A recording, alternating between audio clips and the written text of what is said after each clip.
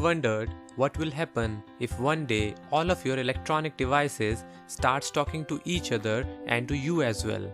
Wonderful, isn't it? Assume your wake-up alarm is connected to your water heater, which is connected to your bread toaster and music system, and all are connected to the internet, working in coordination with each other for your comfort. So that as you wake up in the morning, you will get a warm shower and soon after that a hot meal while listening to your favorite music. Well, that's just one example of Internet of Things. Internet of Things is a system of systems. That means all the electronic devices will be connected to each other in a local area, forming a system. And further, these systems will connect to each other, forming a bigger network system. Let's see the building blocks of IoT. End devices or nodes. It is an essential part of the IoT, or I should say that this is the T or things in the IoT. Mostly these are active sensing devices and actuators which collects the data and perform ground level processing. A few examples could be temperature sensors at home, RFID sensors at a garment store, or cameras at the highways, and so on. Gateways come local processing nodes. It connects the end nodes to the network or cloud. Ideally, it should not only transfer the data collected from the sensors to the cloud, but should process it to some extent and then forward the relevant data to the cloud for making predictions and inferences. It also provides the intelligence to the end nodes by sending back the data received from the applications or cloud. As IoT is a networked system, connectivity is an essential part of it.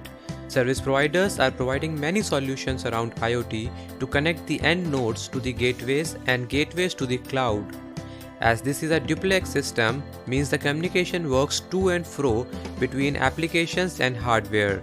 Data or signal also flows in reverse. The connectivity could be a combination of wireless and wired mechanism.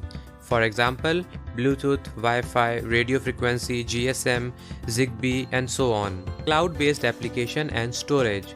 Cloud or the cloud-based application's job is to compute the collected data, analyze it, and make inferences and predictions. Now we'll see how it works.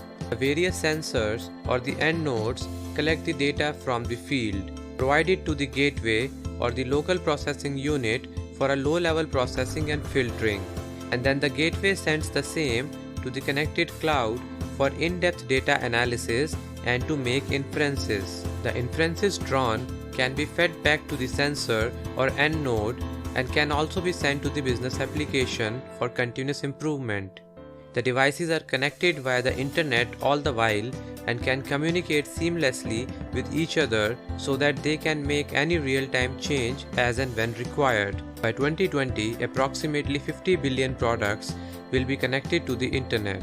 That will be more than 6 objects per person, or in other words, 6 times more equipment than that of the world's would-be population. Very soon, all the electronic devices produced will be IoT enabled. Means they will come with sensors and actuators, which will make our life more convenient and efficient. The development scenario will depend solely on our need and the creativity of the developer. IoT is going to be big, very big, and very soon. Hopefully not taking all the controls and steer the human race. Thanks for watching and please subscribe to my channel for more such informative videos.